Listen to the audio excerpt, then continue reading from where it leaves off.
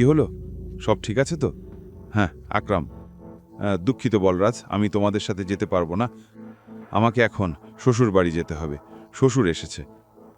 শ্বশুর বাড়ি? তুমি কবে বিয়ে করলে? অভিনব শান্তভাবে উত্তর দিল, লম্বা গল্প, পরে বলবো। বলরাজ আবার বলল, তাহলে আকরাম, আমাদের মনটিকে খবর দেওয়া উচিত নয়? না, এখনই না।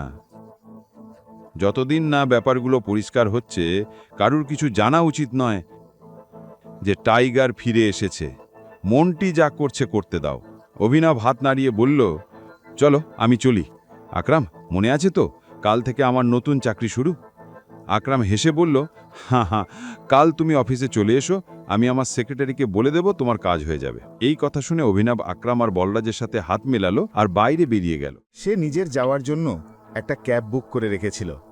যেইমাত্র সে ক্যাবে বসতে যাচ্ছিল, ঠিক তখনই আকরাম দৌড়ে তার দিকে আসতে লাগলো। অভিনব দেখল তার হাতে কিছু একটা আছে। কিছুক্ষণের মধ্যে আকরাম কাছে এসে একটা ছোট ব্যাগ অভিনবর হাতে দিয়ে দিল। এতে কি আছে? অভিনব জিজ্ঞেস করলো। আকরাম বলল, ওই মদ যা আমরা হোটেলে খেয়েছিলাম, এটা তোমার শ্বশুর শাশুড়িকে খাওয়াবে। ওদের পূর্বপুরুষেরাও এত দামি মদ কোনোদিন খায়নি। আকরাম বলল। আর এই কথায় দুজনেই হেসে ফেলল। শেষে অভিনব বলল, সবকিছুর জন্য ধন্যবাদ, থ্যাংক ইউ সো মাচ। আকরামও বলল, তোমাকেও ধন্যবাদ, ফিরে এসে আমাদের আশা আবার জাগানোর জন্য। অভিনব মুচকি হাসল এবং সেখান থেকে বেরিয়ে গেল। গাড়ি গিয়ে থামল অনন্যার বাড়ির সামনে। অভিনব নেমে এলো, গভীর শ্বাস নিল এবং ভিতরে ঢুকে গেল।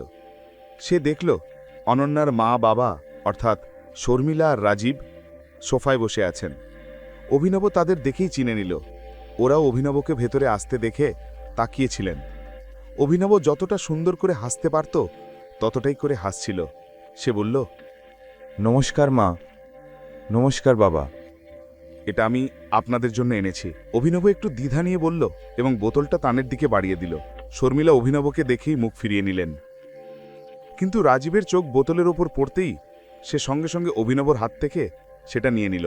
ওহ, বেশ দামি মনে হচ্ছে। মাই গড, কি দারুণ গন্ধ, রাজীব বলল এবং বোতলটা শর্মিলার দিকে বাড়িয়ে দিল। শর্মিলা সেটা ঝটকা দিয়ে সরিয়ে দিয়ে বলল, তুমিও নাকি? হ্যাঁ, আমার তো মনে হচ্ছে এটা কোথাও থেকে চুরি করে এনেছে। তুমি কি মনে করো এরকম একটা লোক এত দামি মদ কিনতে পারবে? যা কিছু হয়েছে সবই আমরা জানি। অনন্যাও জানে না কিভাবে সব হলো। আমারও মনে হয় এর মধ্যে নিশ্চয়ই কোনো বড় গণ্ডগোল আছে। কিন্তু যাই হোক, এখন তোমার আর অনন্যার যে সম্পর্ক হয়েছে তা বদলানো যাবে না। অভিনব মাথা নাড়িয়ে সম্মতি জানালো। আসলে যা কিছু হয়েছে তার কোনো আফসোস তার ছিল না, কারণ যদি সে অনন্যার সঙ্গে দেখা না করত তাহলে আকরামের সঙ্গেও কখনো দেখা হতো না। একই সঙ্গে সে চাইতো না বাইরের দুনিয়ায় অনন্যার নাম খারাপ হোক, তাই সেও চাইতো না এই বিয়ে ভেঙে যাক। রাজীবের পর জিজ্ঞেস করল, তাহলে তুমি কি কাজ করো?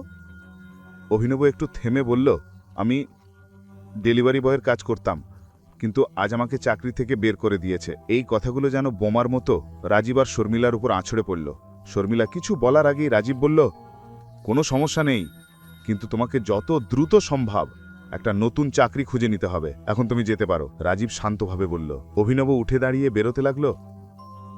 ঠিক তখনই শর্মিলার রাগ চরমে পৌঁছল। সে অভিনবর পেছনে বলে উঠল, দেখো কি বেহায়া, ওর ওভার কনফিডেন্সটা দেখো।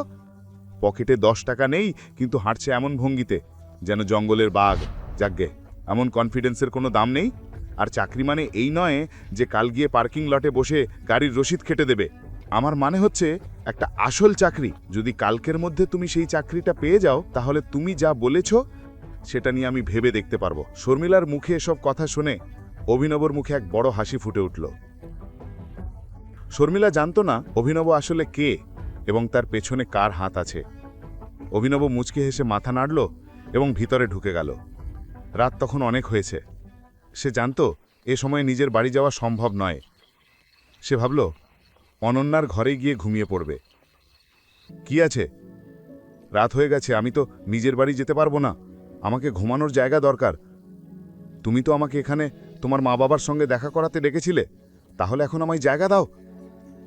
অনন্যা বলল, তুমি কি মনে করো আমি আবার তোমাকে আমার ঘরে ঢুকতে দেব? তাহলে আমি কোথায় যাব? আমার কিছু যায় আসে না, বলে অনন্যা দরজা বন্ধ করে দিল। দরজার অন্য পাশ থেকে চেঁচিয়ে বলল, নকরদের জায়গা মালিকদের ঘরে নয়, বাড়ির স্টোর রুমেই হয়। এটা শুনে অভিনব খুব কষ্ট পেল, কিন্তু সেই বা কি করতে পারে। সে শুধু বন্ধ দরজাটার দিকে তাকালো এবং হতাশ হয়ে মাথা নাড়ল। এখনই পকেট এফএম অ্যাপ্লিকেশন ডাউনলোড করুন, লিংক বর্ণনায় দেওয়া আছে।